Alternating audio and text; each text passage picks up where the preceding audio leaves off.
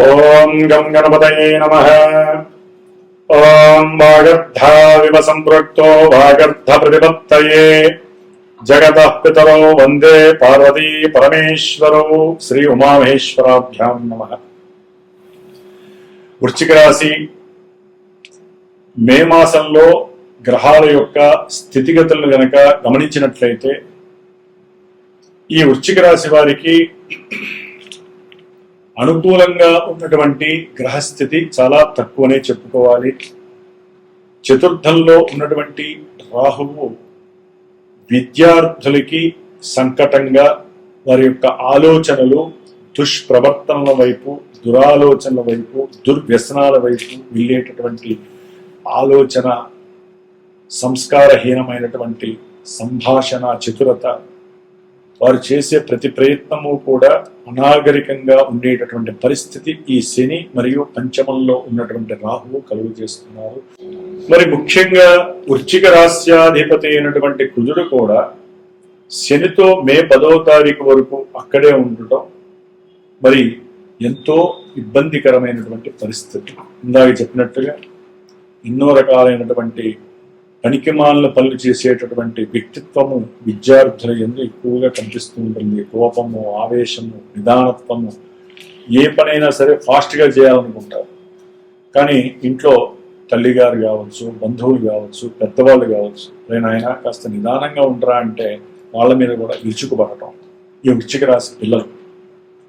అంటే చదువు మీద కాన్సన్ట్రేషన్ తగ్గిపోతుంది, సరైనటువంటి ప్రణాళికల వైపు ముందుకు వెళ్ళలేరు.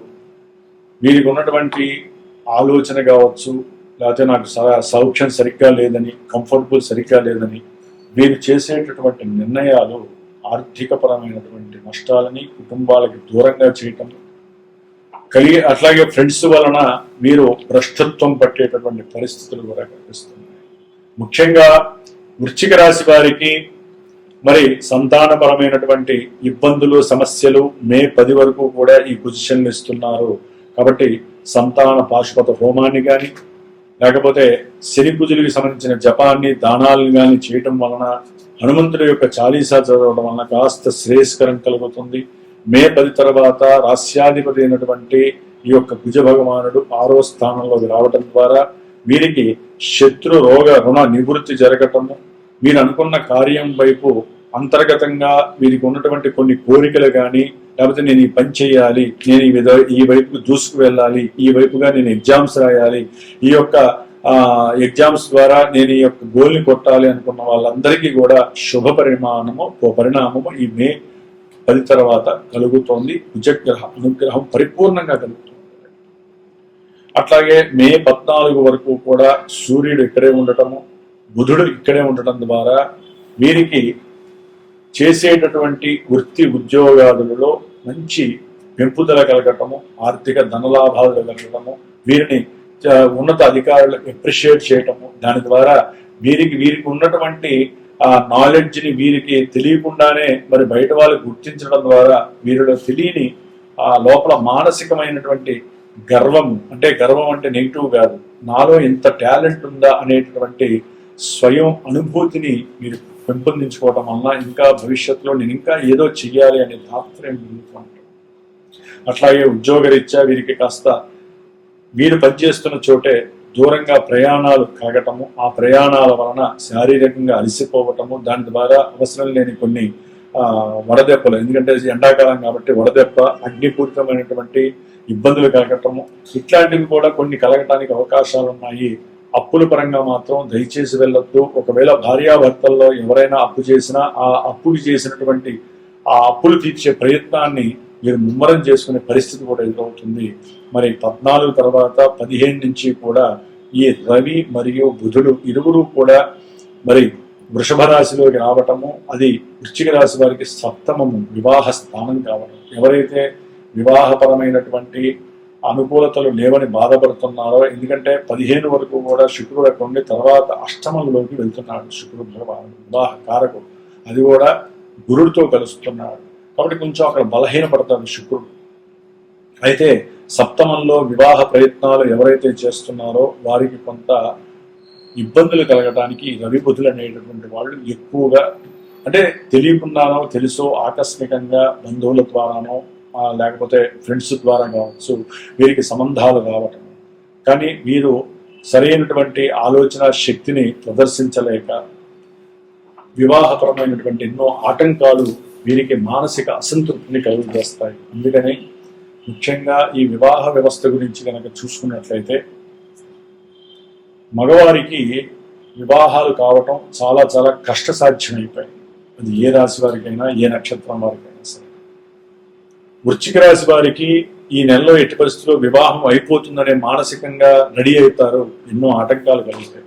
మరి జూన్ 2వ తేదీన గురువు యొక్క మార్పు ఉచ్చస్థిత రాశి కర్కాటక రాశిలోకి వస్తున్నాడు కాబట్టి అధిక జ్యేష్ఠ మాసంలో ఆ రోజున మంగళవారం 2వ తారీఖున వివాహం కానటువంటి 27 సంవత్సరాల నుంచి 42 సంవత్సరాల మధ్య ఉన్నటువంటి పురుషుల కోసం, మగవారి కోసము హైదరాబాద్లో వారి జాతకంలో ఎన్ని దోషాలు ఉన్నా సరే, ముఖ్యంగా సర్పదోషము, కుజదోషం, పునర్భూ దోషము, స్త్రీ శుక్రదోషము, పితృదోషాలు, ఇట్లా ఎన్నో దోషాల వలన పెళ్లిళ్ళు కాక ఎన్నో పూజలు చేసి హోమాలు చేసినా కూడా పెళ్లిళ్ళు కాక సతమతమవుతూ ఎందుకు జరగట్లేదో అర్థం కావట్లేదు. దానికి కారణం ఏంటంటే చాలా మంది జన్మజాతకం అంటే జన్మ రాశి అనుకుంటున్నారు. చెప్పేవాళ్ళు అట్లాగే ఉన్నారు, చాలా మంది వినేవాళ్ళు కూడా మా రాశిది కాబట్టి మాకు శుభం జరగట్లేదు, మా రాశిది కాబట్టి శుభం జరుగుతుంది.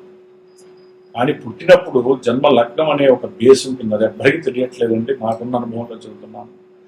దశలు అంతర్దశలు చంద్రుడిని బట్టి ఇప్పుడు ఏం జరుగుతున్నాయి, ఆ యొక్క దశలు అంతర్దశలు ఇప్పుడు ఉన్నటువంటి గోచారంలో ఆ దశానాథులు ఎక్కడున్నారు, వాళ్ళు అనుకూలిస్తున్నారా, ఏ భావాల్ని క్రియేట్ చేస్తున్నారు.